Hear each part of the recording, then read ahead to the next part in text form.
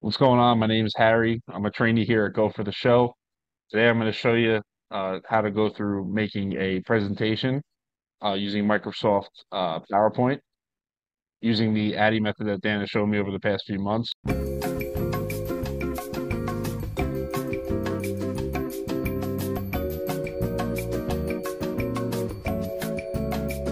We're going to analyze, design, develop.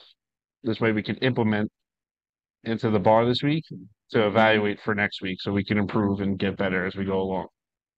So I've already analyzed from last week. We're going to use a Rangers theme this week because I'm a huge Rangers fan, if you can't tell. The design is kind of already laid out, so we're going to develop it together. I'm going to show you on the screen here. All right, so the question format, we already kind of laid out. It's usually pretty basic. Just want to make sure that we fill the screen and have some type of key point in the question that's very inviting. So obviously, we've highlighted that the Rangers haven't won a cup since 1940, before 1994. And we try to word it in a way that gets people to really think and digest what we're asking. Kind of like in school when you're doing reading comprehension, definitely want to get people thinking. So the correct answer to this question was the Vancouver Canucks. That was back in Game 7, obviously. Um, so obviously this is very bland and plain right now. So basically, what we like to do is incorporate a video or something to really jazz it up. So we took the liberty of creating that. We downloaded a raw file already to add to this, and we're going to go to our video editor. And I downloaded the raw clip already just to save time because it takes a lot of download. So we just drag that over, drop it in here, and this file is kind of a little extensive. So we usually try to find a point to where it kind of shows everybody what the point is. So we're just going to go right here to the end of the highlights. And then all you have to do is hit the scissor to cut that file, breaks it up into two, and then we'll go in here and we'll cut out the unnecessary part that we don't need. Drag this to the beginning.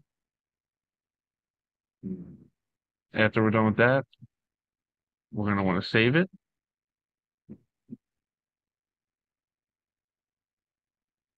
In here, we'll just name it new project for now for the sake of the video. After we do that, we're going to bring our video into the um, question. And it's basic, just a drag and drop.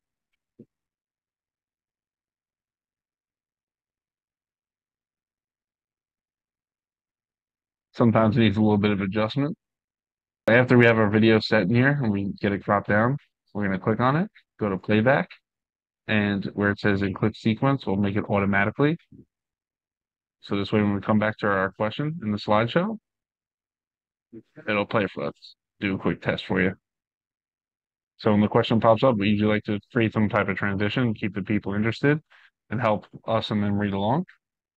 And then when we click on their answer, Second period, standing it plays ovation. automatically. The Rangers are 20 minutes away. And then we'll go on to another question here to dive in a little deeper to show you what we do. So the question's already typed out to save some time, but it looks kind of bland and boring. So usually what we want to do is kind of click on it, and then we just make the font bigger until we have something that we desire. So pretty much fill the screen there. And to evenly space out our answers, skip 4 spaces, capital letter with a little parenthesis there, 2 spaces before our next answer. Where's Steve? We'll put something a little outrageous there. Now, also being that, we have this little blank space here, we obviously want to try and fill the screen. Rangers logo that I could just slap in there. We'll center that all nice. Oh, if it wants to cooperate, that is. Size it accordingly. And this way it just gives the audience something to look at. Now, for this answer, since we're not going to do a video for this one, we put our answer up at the top here so everyone can clearly read it. It's nice and legible. And we like to add a little fun fact sometimes. So, did you know that all 459 wins by King Henry came as a Ranger? Now, for this one, we're going to add a picture. So we download that already. This way, it's just easier for the video here. So we're going to want to size this one again.